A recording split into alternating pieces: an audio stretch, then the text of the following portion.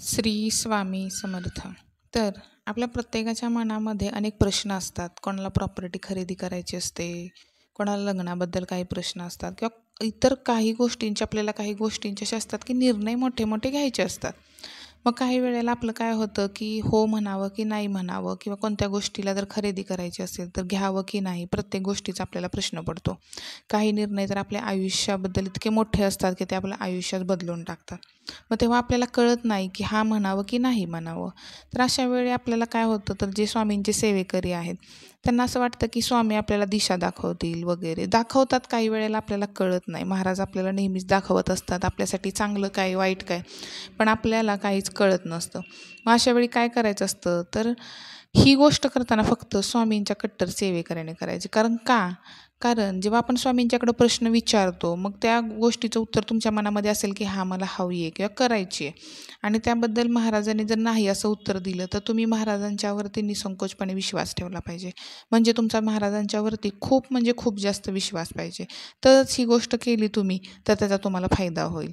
तर अनेक गोष्टी असतात की कोणाच्या घराबाबतीत काही असतं, आजारपणाचा विषय असतं, कोणती ट्रीटमेंट घ्यावी याबद्दल काही प्रश्न असतात.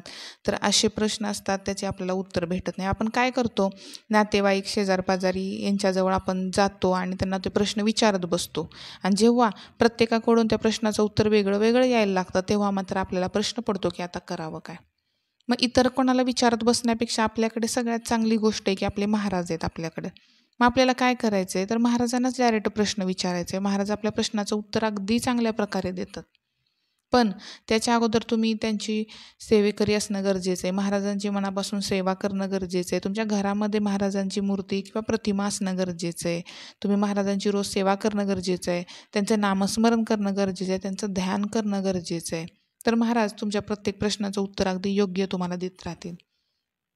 मग काय करायचं आहे, तर तुम्हाला एक आपल्या वहीचं जे पेज असतं, त्या पेजचे आपल्याला छोटे छोटे असे एक समान 2 तुकडे घ्यायचे आहेत. त्या दोन्ही पेजवरती काय लिहायचं आहे, तर वरच्या बाजूला श्री स्वामी समर्थ असं लिहायचं. आणि तुम्हाला कोणता जो प्रश्न असेल, कोणताही प्रश्न असो, त्या प्रश्नाचे उत्तर दोन्हीमध्ये म्हणजे होकारात्मक आणि नकारात्मक, सकारात्मक आणि नकारात्मक असे दोन्ही गोष्टींची उत्तरं त्याच्यावर लिहायची. एका पेजवरती काय लिहायचं, एका तुकड्यावरती हो करावे किंवा हो असं लिहायचं, आणि दुसऱ्या तुकडा असतो त्याच्यावरती नाही, करू नये किंवा नाही फक्त एवढं लिहायचं असतं. आणि काय करायचं, तर आपण सेवेला बसल्यानंतर त्या महाराजांच्या समोर आपल्या अगरबत्तीची विभूती पडलेली असते, ती त्याला थोडी लावायची त्या दोन्ही तुकड्यांना. आणि ती काय करायच्या, त्या दोन्ही तुकडे आहेत ते महाराजांच्या चरणाला स्पर्श करायचे. मग तुमच्या घरामध्ये मूर्ती असेल तर त्या मूर्तीच्या चरणाला स्पर्श करायचं. अगर तुमच्या घरामध्ये जर मूर्ती नसेलच, तर महाराजांची जर प्रतिमा असेल तर त्या प्रतिमेमध्ये महाराजांचे जे आहे त्यामध्ये महाराजांच्या चरणांना त्या दोन्ही चिठ्ठ्यांचा स्पर्श करायचा. आणि त्या दोन्ही चिठ्ठ्या काय करायच्या, तर महाराजांच्या चरणात तिथंच ठेवून द्यायच्या. आणि सहसा हा पर्याय करताना किंवा हा उपाय करताना तुम्ही गुरुवारच्या दिवशी केलेला खूप बरं होईल केला तर. मग काय करायचं, ह्या दोन्ही चिठ्ठ्या तिथं ठेवायच्या. मग तुमच्या आजूबाजूला किंवा तुमच्या घरामध्ये एखादं लहान मुलं असेल तर त्याला मग ते काय करायचं, पहिल्यांदा ते चिठ्ठ्या ठेवल्यानंतर तिथं तुम्ही महाराजांच्या समोर बसायचं.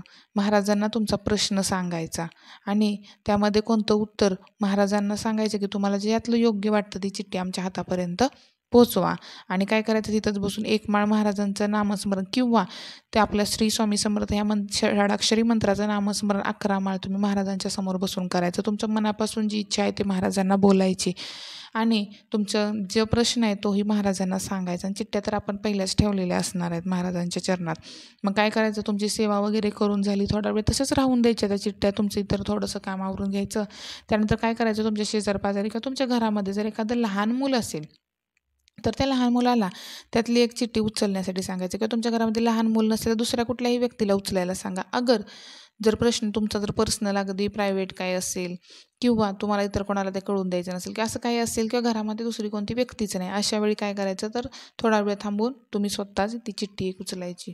मग काय करायचं, त्या चिठ्ठीमध्ये तुम्हाला जे उत्तर येतं ते तुम्ही मनामध्ये कोणतीही शंका न आणता मान्य करायचं. मग ते हो असेल तर त्याचं उत्तर जर हो आलं त्या चिठ्ठीमध्ये तर तुम्ही ती गोष्ट करायची, नाही आलं तर तुम्ही ती गोष्ट सोडून द्यायची.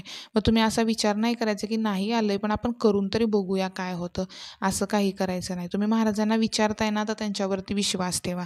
तर काय होतं महाराज, आता हे तुम्ही प्रश्न विचारताय, पण जो खरा सेवेकरी असतो ना महाराजांचा, त्याच्या मनामध्ये कोणताही प्रश्न आला ना, तर महाराज अगदी सेवा करता तो जेव्हा महाराजांची सेवा करायला त्यांच्या समोर बसलेला असतो तेव्हा, किंवा स्वप्नामध्ये, किंवा आपल्या लाईफमध्ये आपण जे आयुष्य जगत असतो तिथं येऊन महाराज तुम्हाला संकेत देऊन जातात. ती एखादी गोष्ट तुमच्यासाठी चांगली आहे की वाईट आहे, महाराज तुम्हाला ते संकेत देऊन जातात.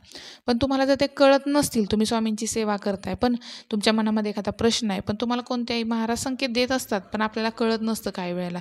मग तुम्हालाही जर तसंच होत असेल की तुम्हालाही कळत नसेल, तर तुम्ही काय करायचं, अशा प्रकारे महाराजांना प्रश्न करायचा आणि तिथं चिठ्ठ्यामधून तुम्हाला उत्तर घ्यायचं.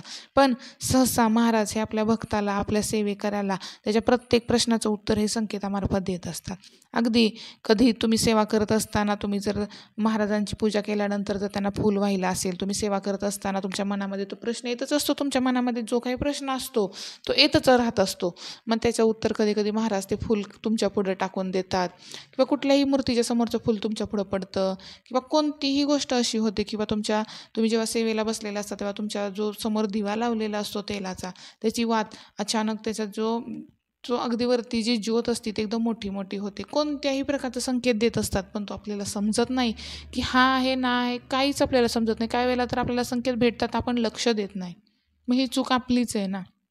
पण महाराज हे सेवेकऱ्याला त्याच्या प्रत्येक प्रश्नाचं उत्तर देत असतात, त्याला संकेतामार्फत देत असतात. काही वेळेला स्वप्नात येऊनही देत असतात. पण काहींचा प्रॉब्लेम असतो की स्वप्न पडल्यानंतर जेव्हा आपण सकाळी जाग येते त्यानंतर त्यांना ते स्वप्नच आठवत नाही.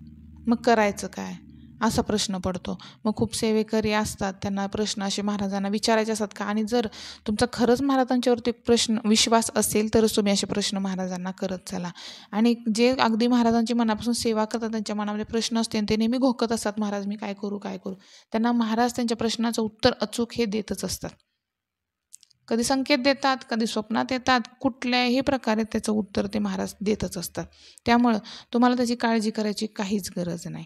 आणि महाराजांच्या आपलं जे चरित्र आहे त्यामध्ये 12व्या अध्यायामध्ये स्वतः महाराज जेव्हा शरीररूपी ह्या सृष्टीमध्ये होते तेव्हा त्यांनी स्वतः बाळप्पांना कसं चिठ्ठीमार्फत बाळप्पा महाराजांनी उत्तर घेतलं आपल्या स्वामींच्याकडून, हे तुम्ही पाहिलेलंच आहे. म्हणजे जेव्हा महाराज मानवी शरीररूपी होते तेव्हा जर ह्या गोष्टी व्यक्ती करत असतील तर आपण का नाही करायच्या, किंवा हे योग्य आहे.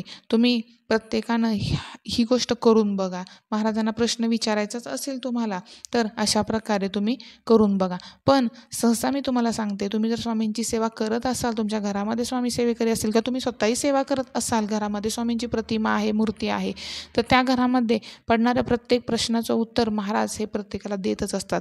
तुम्हाला ते सांगत असतात, ते योग्य आहे अयोग्य आहे हे तुम्हाला अगदी दाखवत असतात. फक्त तुम्हाला ते कळत नाही, तर ते तुम्ही समजून घेणं गरजेचं आहे. आणि तरीही तुम्हाला नाही समजलं तर तुम्ही अशा चिठ्ठ्या टाकून करू शकता.